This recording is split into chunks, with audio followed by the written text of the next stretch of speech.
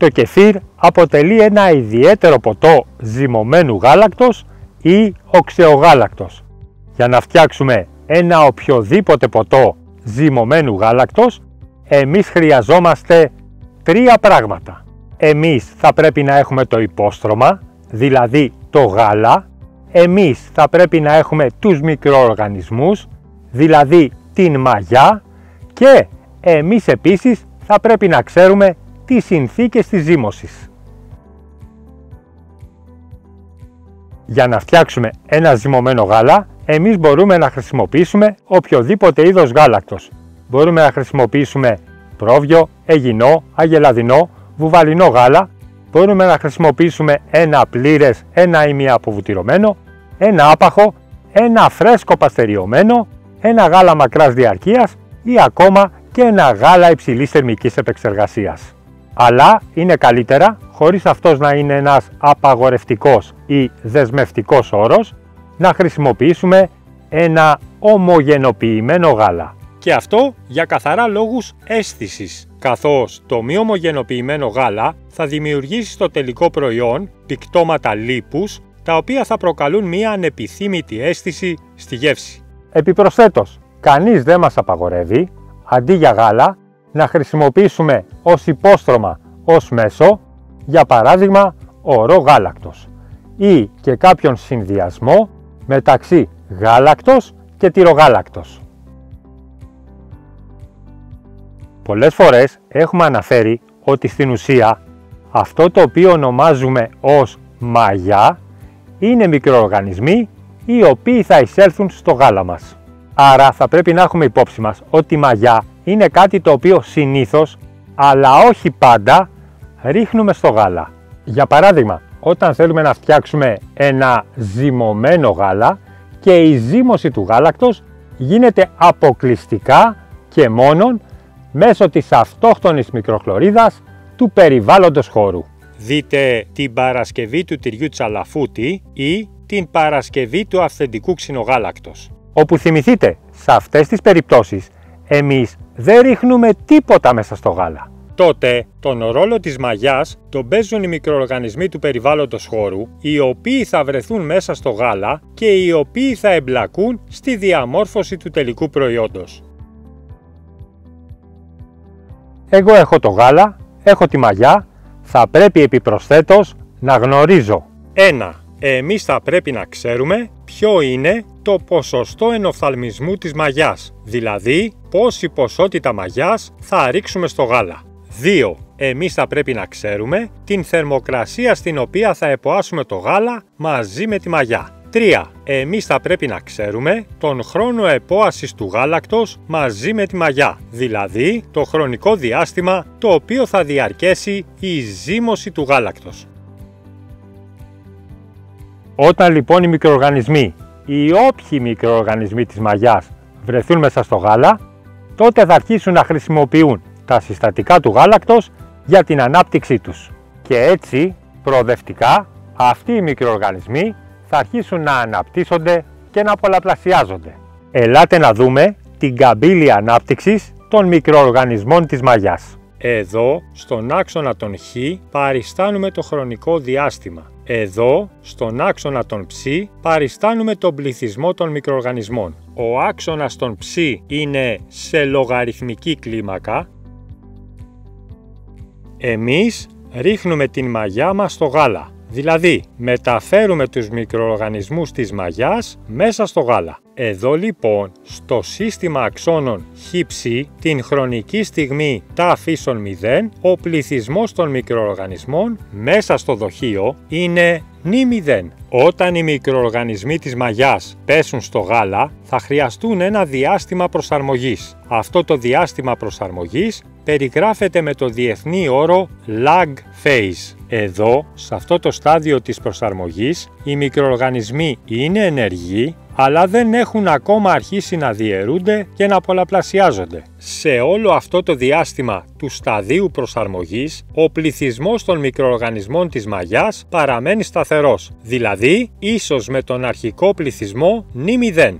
Στη συνέχεια, όταν θα έχουν προσαρμοστεί στις νέες συνθήκες, οι μικροοργανισμοί θα αρχίσουν να πολλαπλασιάζονται με ραγδαίο ρυθμό. Τώρα, οι μικροοργανισμοί έχουν εισέλθει στη φάση της εκθετικής ανάπτυξης. Το διάστημα αυτό περιγράφεται με το διεθνή όρο exponential phase. Κατά το στάδιο αυτό, η αύξηση του πληθυσμού των μικροοργανισμών της μαγιάς μπορεί να είναι 2, 3 ή και 4 τάξεις μεγέθους. Δηλαδή, ο αρχικός πληθυσμός των μικροοργανισμών μπορεί να αυξηθεί αντίστοιχα 100, 1000 ή 10.000 φορές. Κάποια στιγμή, ο πληθυσμός των μικροοργανισμών πάβει να αυξάνει. Τότε, οι μικροοργανισμοί εισέρχονται στο στάδιο της στασιμότητας, το οποίο περιγράφεται με το διεθνή όρο stationary phase. Σε αυτό το στάδιο, αθρηστικά, ο πληθυσμός των μικροοργανισμών παραμένει σταθερός. Δηλαδή, οι μικροοργανισμοί που γεννιούνται ισούνται με τους μικροοργανισμούς που πεθαίνουν.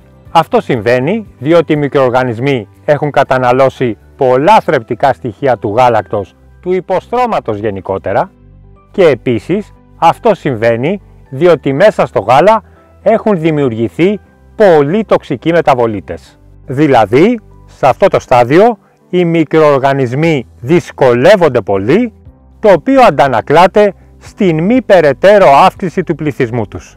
Μην ξεχνάμε ότι ο κυριότερος τοξικός μεταβολίτης είναι το παραγόμενο γαλακτικό οξύ, του οποίου τα διιστάμενα υδρογονοκατιόντα καταστρέφουν την κυταρική μεμβράνη των μικροοργανισμών. Σταδιακά, οι συνθήκες διαβίωσης των μικροοργανισμών χειροτερεύουν ολοένα και περισσότερο και σε τέτοιο βαθμό που στη συνέχεια οι μικροοργανισμοί εισέρχονται στο στάδιο του θανάτου, το οποίο αποδίδεται με το διεθνή όρο Death Phase ή Reduction Phase. Στο στάδιο αυτό, οι συνθήκες διαβίωσης είναι τόσο δύσκολες ώστε δεν δημιουργούνται καθόλου νέοι μικροοργανισμοί, ενώ παράλληλα ο ρυθμός του θανάτου λόγω των εξαιρετικά αντίξωων συνθήκων είναι πολύ υψηλός. Τώρα, το πόσο πολύ θα ελαττωθεί ο πληθυσμός των μικροοργανισμών, αυτό θα εξαρτηθεί από τις συνθήκες. Όσο περισσότερο συγκεντρώνονται οι μεταβολίτες, δηλαδή τα απόβλητα των ίδιων των μικροοργανισμών,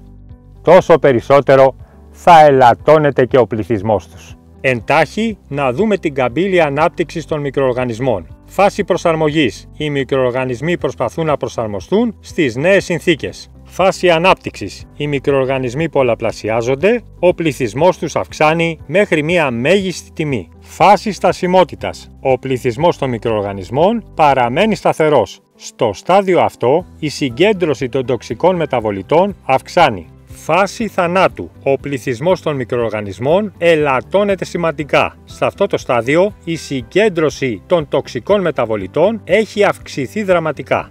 Τώρα, δεδομένου ότι το βασικό συστατικό για να φτιάξουμε οποιοδήποτε ποτό ζυμωμένου γάλακτος, αλλά και το βασικό συστατικό για να φτιάξουμε οποιοδήποτε ζυμωμένο προϊόν είναι οι εμπλεκόμενοι μικροοργανισμοί, δηλαδή η μαγιά, εάν σκεφτούμε λίγο θα διαπιστώσουμε ότι υπάρχουν 3 είδη μαγιάς για να φτιάξουμε κεφίρ.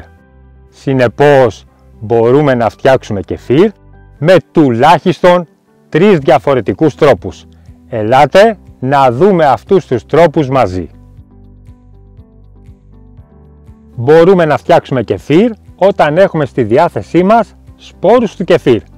Δηλαδή, στην περίπτωση αυτή, η μαγιά μας είναι οι σπόροι του κεφίρ. Οι κόκκι του κεφίρ αποτελούν ένα φαινόμενο στην παγκόσμια πραγματικότητα. Οι κόκκι αυτοί περιέχουν πληθώρα ειδών μικροοργανισμών, οξυγαλακτικά βακτήρια, μη οξυγαλακτικά βακτήρια, ζυμομύκητες οι οποίοι ζυμώνουν τη λακτόζη, ζυμομύκητες οι οποίοι δεν ζυμώνουν τη λακτόζη, βακτήρια οξικού οξέως και πολλά άλλα είδη μικροοργανισμών. Πληθώρα ζυμώσεων, όπως είναι η γαλακτική ζύμωση, η αλκοολική ζύμωση, η ζύμωση του οξικού οξέως και άλλες, λαβαίνουν χώρα κατά την παρασκευή αυτού του εξαίσιου ροφήματος. Το ποτό κεφίρ, το οποίο παράγεται από κόκκους, είναι το αυθεντικό κεφίρ. Σε προηγούμενη παρουσίαση έχουμε πει ότι η μεγάλη ποικιλία των ειδών και ο πολύ υψηλός πληθυσμός των μικροοργανισμών, τους οποίους περιέχει το ποτό κεφίρ, το οποίο όμως φτιάχνεται από σπόρους του κεφίρ, κατατάσσουν αυτό το παρασκεύασμα ως το απόλυτα ασυναγώνιστο ποτό ζυμωμένου γάλακτος. Αυτό το αυθεντικό ποτό δεν μπορεί να συγκριθεί με οποιοδήποτε άλλο κεφίρ του εμπορίου, το οποίο παρασκευάζεται με καλλιέργειες εκκίνησης DVS. Φαντάζομαι ότι όλοι σας, πάνω κάτω, ξέρετε το πώς φτιάχνετε το ποτό κεφίρ με τη χρήση ενεργών κόκκων του κεφίρ. Παρ' όλα αυτά, νομίζω ότι αξίζει να αναφέρουμε ότι οι κόκκι του κεφίρ φαίνονται, αλλά δεν είναι ίδιοι μεταξύ τους. Οι δικοί σας κόκκι του κεφίρ διαφέρουν από αυτούς του γείτονά σας και επίσης διαφέρουν από τους κόκκους του κεφίρ, τους οποίους μπορεί να έχει ένας οικοπαρασκευαστής στη Βραζιλία. Αλλά επίσης οι δικοί σας σημερινοί κόκκι του κεφίρ διαφέρουν από αυτούς τους οποίους είχατε στην κουζίνα σας μερικά χρόνια πριν. Συνεπώς και το παραγόμενο ποτό κεφίρ σε κάθε επιμέρους περίπτωση θα είναι διαφορετικό. Για να δούμε όμως από ποιους παράγοντες θα εξαρτηθεί το ποτό κεφίρ το οποίο φτιάχνουμε. Ο λόγος μεταξύ κόκκων κεφίρ και γάλακτος αποτελεί μια παράμετρο η οποία θα επηρεάσει τα χαρακτηριστικά του τελικού προϊόντος. Ποια μπορεί να είναι μια ιδανική αναλογία? Υπολογίστε περίπου μια τιμή κοντά στο 5% ή ένα μέρος κόκκων κεφίρ και 20 μέρη γάλακτος. Τι πετυχαίνω με μια τέτοια βέλτιστη αναλογία? Πετυχαίνω να μεγιστοποιηθεί η προβιωτική δράση των μικροοργανισμών, να βελτιστοποιηθούν τα ρεολογικά χαρακτηριστικά και να προωθηθεί η παραγωγή αρωματικών ενώσεων του παραγωμένου προϊόντος. Σε κάθε περίπτωση, αποφύγετε μια υψηλή αναλογία μεταξύ κόκκων κεφίρ και γάλακτος της τάξεως του άνω του 15%. Ή, ακόμα χειρότερα, αποφύγετε μια χαμηλή αναλογία μεταξύ κόκκων κεφίρ και γάλακτος της τάξεως του κάτω του 1%. Βέβαια, αξίζει να αναφέρουμε ότι κάποιοι προτείνουν να ξεκινάμε με μια υψηλή αναλογία της τάξεως του 10% και μετά από μερικές ώρες να μειώνουμε την αναλογία στο 3%. Μία άλλη παράμετρος η οποία πρέπει να μας ενδιαφέρει κάθε φορά που φτιάχνουμε ποτό κεφίρ με τη χρήση κόκκων του κεφίρ είναι η θερμοκρασία επόασης του γάλακτος. Όλοι έχετε παρατηρήσει ότι όταν αφήνουμε τους σπόρους του κεφίρ με το γάλα σε χώρο με θερμοκρασία 35 ή και 40 βαθμούς Κελσίου, ο ρυθμός αύξησης της οξύτητας είναι ραγδαίος και μόλις σε λίγες ώρες η οξύτητα αυξάνει σημαντικά. Αυτό οφείλεται στο ότι οι θερμόφιλοι μικροοργανισμοί οι οποίοι υπάρχουν στους κόκκους του κεφίρ και οι οποίοι βρίσκονται σε υψηλούς πληθυσμούς έχουν μία βέλτιστη θερμοκρασία ανάπτυξης λίγο πάνω από τους 40 βαθμούς Κελσίου. Οι θερμόφιλοι μικροοργανισμοί έχουν μικρό χρόνο γενεάς και έτσι μπορούν και πολλαπλασιάζονται πολύ γρήγορα. Στην περίπτωση αυτή, εδώ στην καμπύλη ανάπτυξης των μικροοργανισμών, η κλίση της εκθετικής φάσης ανάπτυξης είναι μεγάλη. Άρα, στην περίπτωση αυτή, όταν αυξάνει η θερμοκρασία, αυξάνει και η κλίση της καμπύλης, η οποία παριστάνει την κλίση της εκθετικής φάσης ανάπτυξης. Αυτό σημαίνει ότι μέσα στο ποτό κεφίρ έχουμε υψηλούς πληθυσμούς μικροοργανισμών σε ένα μόλις μικρό χρονικό διάστημα. Άρα σε ένα μόλις μικρό χρονικό διάστημα έχουμε ταχεία κατανάλωση της λακτόζης του γάλακτος και ακολούθως μέσα στο γάλα σε ένα μόλις μικρό χρονικό διάστημα έχουμε μία υψηλή παραγωγή γαλακτικού οξέως και άρα μία ανάπτυξη υψηλής οξύτητας. Μην ξεχνάμε ότι γενικά οι θερμόφιλοι μικροοργανισμοί είναι οξεάντοχοι και μπορούν να επιβιώνουν ή ακόμα και να αναπτύσσονται ακόμα και σε χαμηλές τιμές pH. Όταν αφήνουμε τους σπόρους του κεφίρ με το γάλα σε χώρο με θερμοκρασία 20 με 25 βαθμούς Κελσίου, η οξύτητα αυξάνει με μικρότερο ρυθμό. Αυτό οφείλεται στο ότι οι μεσόφιλοι μικροοργανισμοί, οι οποίοι υπάρχουν στους κόκκους του κεφίρ και οι οποίοι βρίσκονται σε υψηλούς πληθυσμούς, έχουν σχετικά μεγάλο χρόνο γενεάς και έτσι πολλαπλασιάζονται με βραδύτερο ρυθμό. Όταν αφήνουμε τους σπόρους του κεφίρ με το γάλα σε θερμοκρασία 5 με 10 βαθμούς Κελσίου η οξύτητα αυξάνει με πολύ αργό ρυθμό. Αυτό οφείλεται στο ότι οι ψυχρόφιλοι ή και οι ψυχρότροφοι μικροοργανισμοί, οι οποίοι υπάρχουν στους κόκκους του κεφίρ και οι οποίοι δεν βρίσκονται σε υψηλούς πληθυσμούς, έχουν σχετικά πολύ μεγάλο χρόνο γενεάς και έτσι πολλαπλασιάζονται με έναν πολύ αργό ρυθμό. Σε κάθε περίπτωση, όταν αφήνουμε τους σπόρους του κεφίρ με το γάλα σε χώρο με χαμηλή θερμοκρασία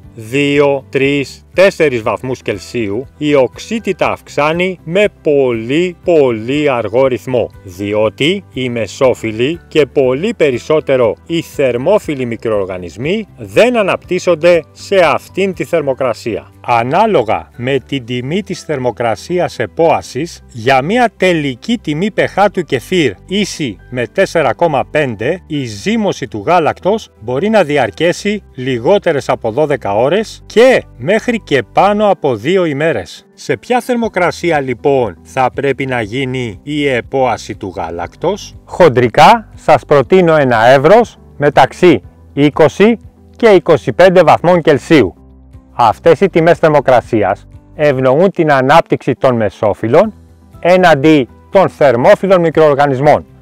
Όμως αυτή η εύνοια εξισορροπείται λόγω του συγκριτικά μικρότερου χρόνου γενεάς των θερμόφιλων μικροοργανισμών. Επίσης υπάρχουν θερμόφιλοι μικροοργανισμοί οι οποίοι δημιουργούν ιδιαίτερες αρωματικές ενώσεις και παράγουν εξωπολυζαχαρίτες όταν εποάζονται σε μια θερμοκρασία η οποία είναι αρκετούς βαθμούς μικρότερη από την ιδανική θερμοκρασία ανάπτυξής τους. Η επόαση του γάλακτος σε μια θερμοκρασία μεταξύ 20 και 25 βαθμών Κελσίου θα διαρκέσει μεγαλύτερο χρονικό διάστημα από μια επόαση του γάλακτος μεταξύ 30 και 35 βαθμών Κελσίου και θα συμβάλλει στη δημιουργία μιας καλύτερης υφής του τελικού προϊόντος. Βέβαια, αν έχετε χρόνο και διάθεση, μπορείτε να κάνετε και εναλλαγές στη θερμοκρασία επόασης, έτσι ώστε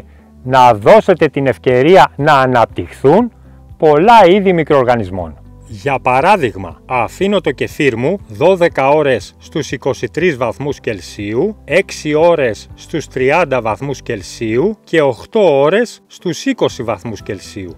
Ο χρόνος αποτελεί μία άλλη παράμετρο την οποία θα πρέπει να λάβω υπόψη μου. Όταν υπό συνθήκες σταθερής θερμοκρασίας η χρονική διάρκεια της επόασης είναι παρατεταμένη, τότε θα πάρω ένα ποτό κεφίρ με αυξημένη οξύτητα. Προσωπικά, σε αντίθεση με τη μεγάλη πλειοψηφία του καταναλωτικού κοινού, εγώ προτιμώ ένα πολύ όξινο ποτό κεφίρ. Ένα εξαιρετικά όξινο ποτό κεφίρ ευνοεί και όσους έχουν ζητήματα αφομοίωσης της λακτόζης, καθώς η αυξημένη οξύτητα συνδέεται με μειωμένη περιεκτικότητα του ποτού κεφίρ σε λακτόζη.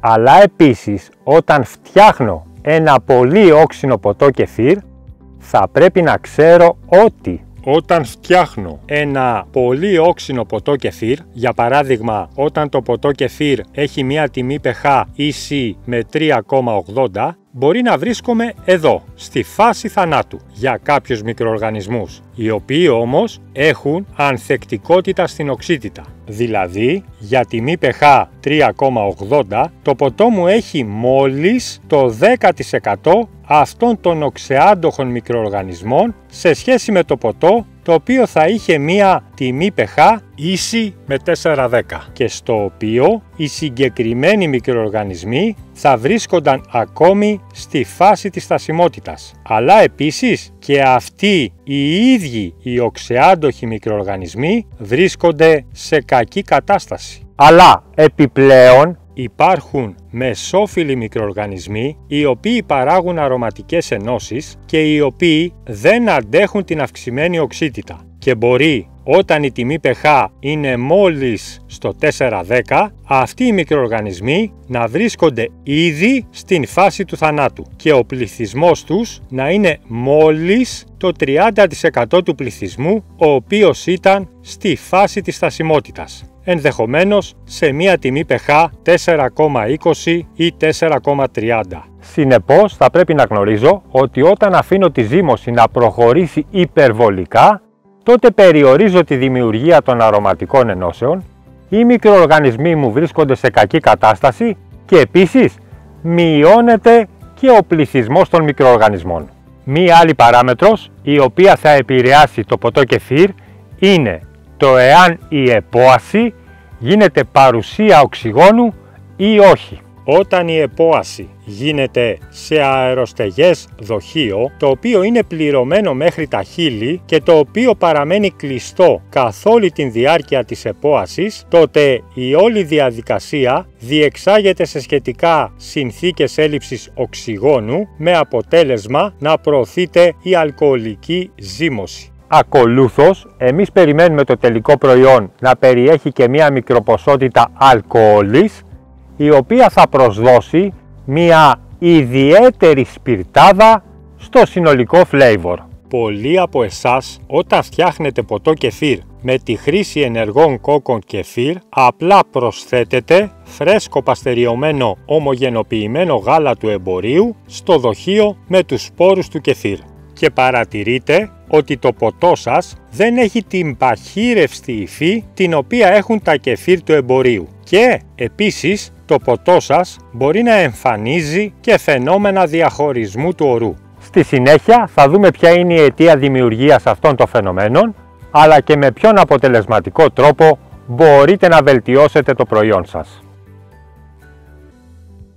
Ποτό κεφίρ ή κεφίρ εμείς μπορούμε να φτιάξουμε χρησιμοποιώντας τις γαλακτοκομικές καλλιέργειες εκκίνησης για κεφίρ με τη μορφή DVS ή DVI.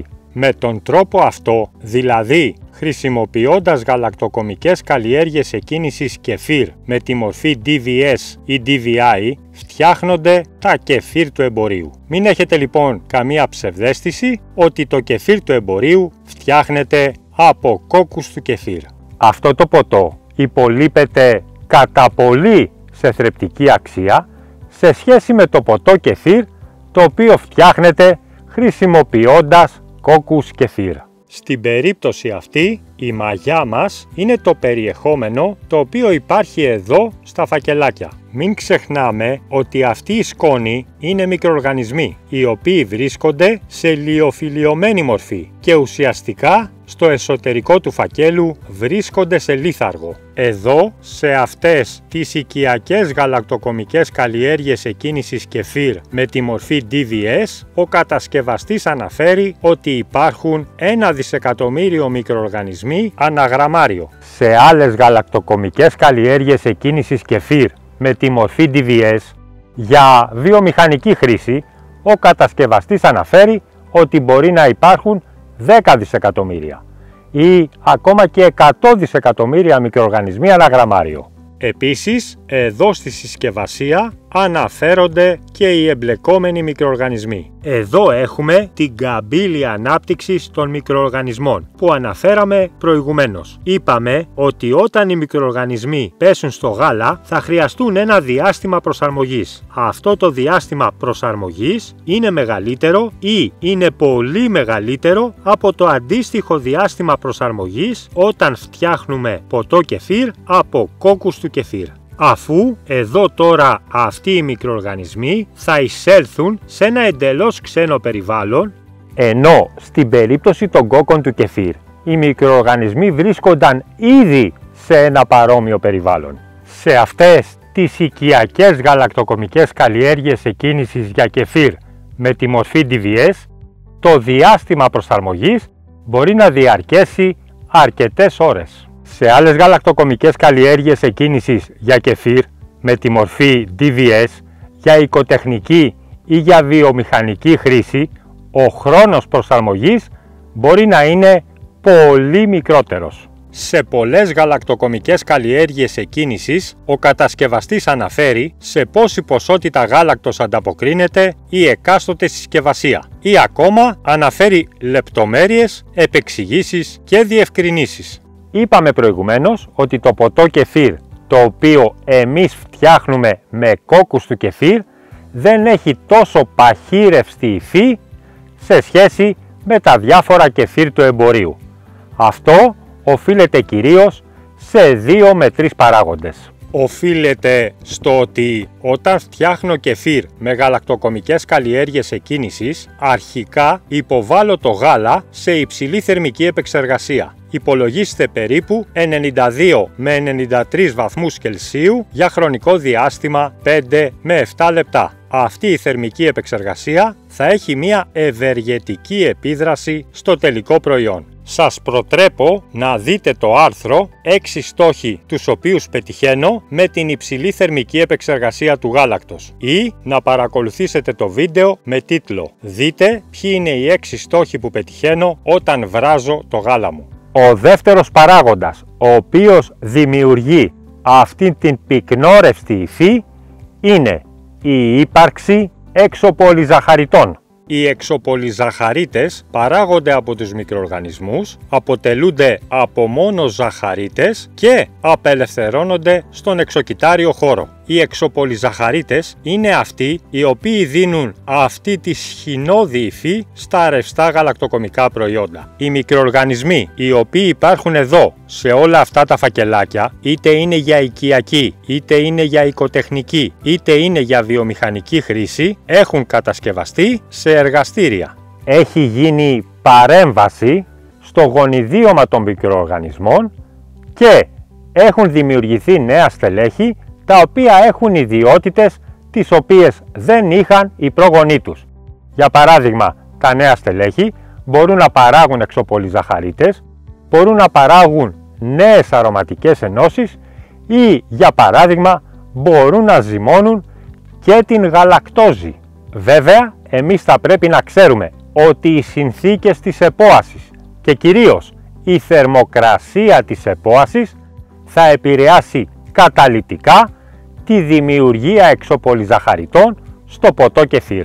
Αυτό θα πρέπει να το λάβουν υπόψη τους όσοι φτιάχνουν κεφίρ από κόκκους του κεφίρ και θέλουν το προϊόν τους να έχει μια παχύρευστη υφή. Επίσης, η παχύρευστη υφή του ποτού κεφίρ σχετίζεται και με την οξύτητα. Το ποτό κεφίρ του εμπορίου έχει πάντα μία ήπια οξύτητα, τιμή pH περίπου 4,45 με 4,50.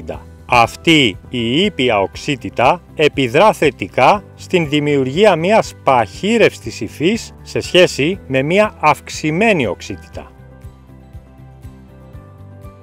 Ο τρίτος και τελευταίος τρόπος για να φτιάξουμε ποτό κεφίρ περιλαμβάνει τη χρησιμοποίηση μιας μικρής ποσότητας από ένα ήδη συσκευασμένο ποτό κεφίρ του εμπορίου.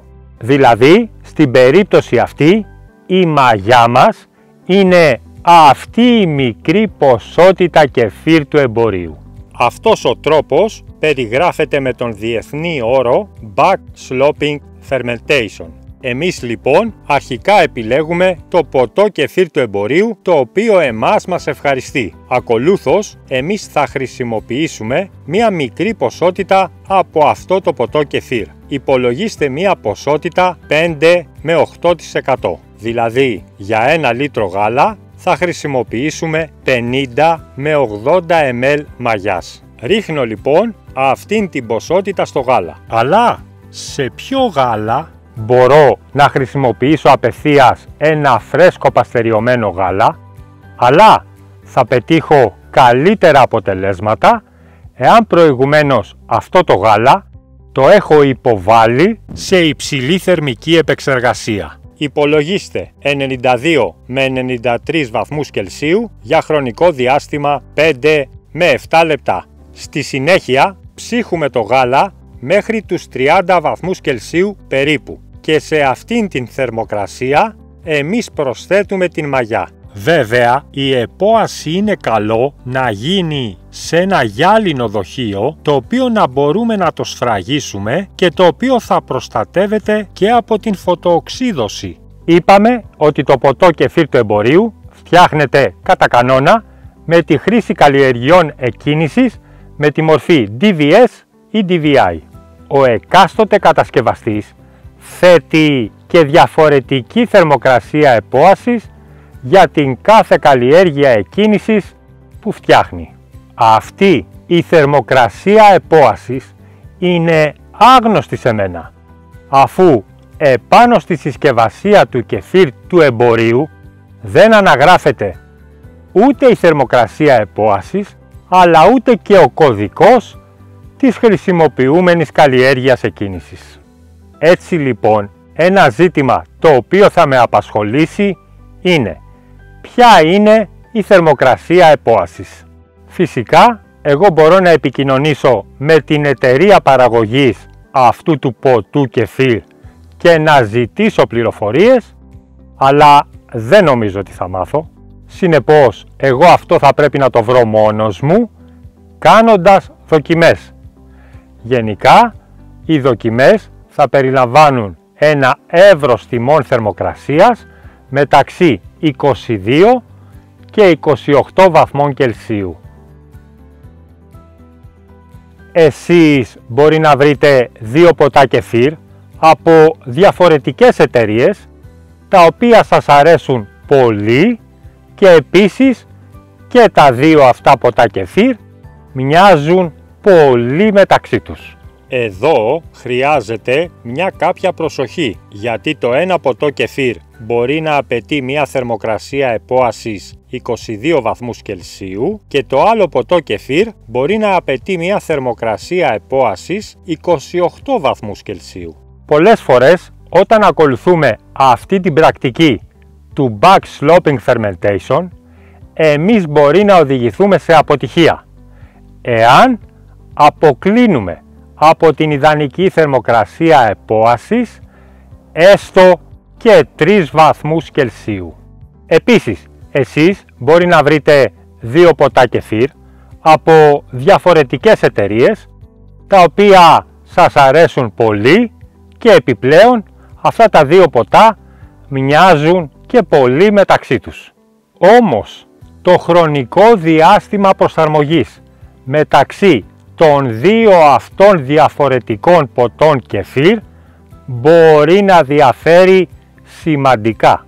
Φτιάχνω ποτό κεφίρ χρησιμοποιώντας ως μαγιά το κεφίρ της εταιρείας Α και το διάστημα προσαρμογής είναι 6 ώρες. Φτιάχνω ποτό κεφίρ χρησιμοποιώντας ως μαγιά το κεφίρ της εταιρείας Β και το διάστημα προσαρμογής είναι 12 ώρες. Εάν δεν είμαι εκ των προτέρων υποψιασμένος και αν αυτή η φάση προσαρμογής διαρκεί μεγάλο χρονικό διάστημα, τότε μπορεί να νομίσω λανθασμένα ότι κάτι δεν πάει καλά και τότε μπορεί να σταματήσω την διαδικασία και να μην την επαναλάβω ποτέ ξανά. Ας δούμε και κάτι άλλο.